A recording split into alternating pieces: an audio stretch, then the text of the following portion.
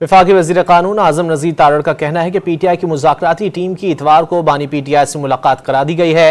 PTI ने executive order के जरिए जेलों में कैद अफराद की रिहाई का मुतालबा किया है। एजाज चौधरी को ऐवान में न लाने के मसले को मुज़ाकराती कमेटी में उठा लिया जाएगा।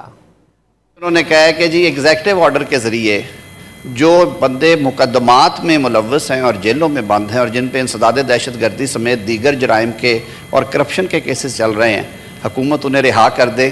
तो मैं इस ऐवान की वसातत से ये अर्ज़ करूँगा कि पाकिस्तान का आइन और कानून इसकी तो इजाज़त नहीं देता।